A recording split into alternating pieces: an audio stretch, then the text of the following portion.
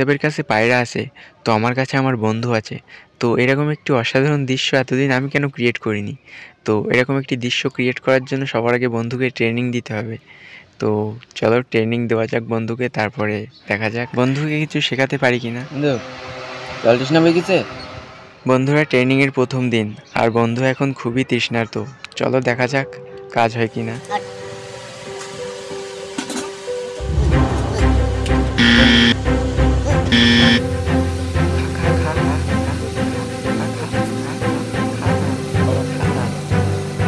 দেখ দেখ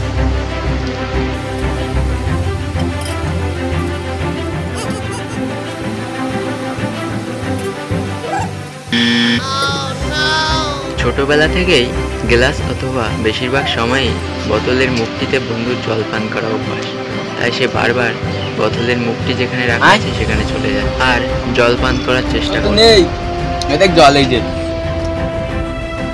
খা না রে বাবা, এই বাবা খা, খা রে খা। অনেক চেষ্টা করেও বন্ধুকে মুখ থেকে জল খাওয়াতে পারলাম না। তাই ভাবলাম বোতলের ছিপিটাই যদি গালের মধ্যে জল ভরে রাখা যায় তাহলে দেখা যাক কি করে। এভাবেও কাজ হলো না, উল্টে বোতলের ছিপিটা আমার গলার মাঝে একটু হলেই আটকে যাচ্ছিল। আমি অনেক কষ্ট করে ছিপিটা বের করেছি। জল নেই, আমি জল দিচ্ছি। 20-30 বার চেষ্টা করার পরেও বন্ধুকে মুখ থেকে কিছুতেই জল খাওয়াতে পারলাম না। তাই ভাবলাম আজ বন্ধুকে আর অযথা কষ্ট না দিয়ে তৃষ্ণার্ত বন্ধুর পিপাসা মেটানোই শ্রেয় হবে। তাই বন্ধুকে পেট ভরে জল খেতে দিলাম। তবে বন্ধু, এই যে আপনি আমার ভিডিওটি দেখছেন, আপনাকে আমি নিরাশ করব না। বন্ধুকে সঠিক প্রশিক্ষণ দিয়েই তারপরেও পিছু ছাড়বো। যদিও বন্ধুর সাথে আমি অনেক মজা করি, তাই এমনটা বললাম। গরমের দিনে বন্ধু বাড়ি এসে সবার আগে জল পান করতে চায়, আর যদি না দিই তবে বোতলে ঠোক মারার ইশারা করে আমাকে বোঝানোর চেষ্টা করে যে তাকে জল দিতে হবে। জল পান করার পর বন্ধুর প্রিয় খাবার ছাতু মাখিয়ে না দেওয়া পর্যন্ত বন্ধু আমার পিছু ছাড়বে না।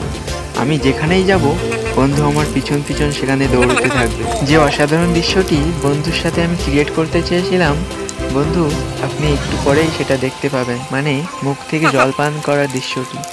যদিও আমি বন্ধুর সাথে সেই অসাধারণ দৃশ্যটি আগের ভিডিওতে আপলোড করেছিলাম, তো যারা দেখেছেন তারা হয়তো জেনে থাকবেন। তবে এই ভিডিওতে আমি বন্ধুকে কিভাবে ট্রেনিং দিয়েছিলাম সেটা দেখানোর চেষ্টা করেছি।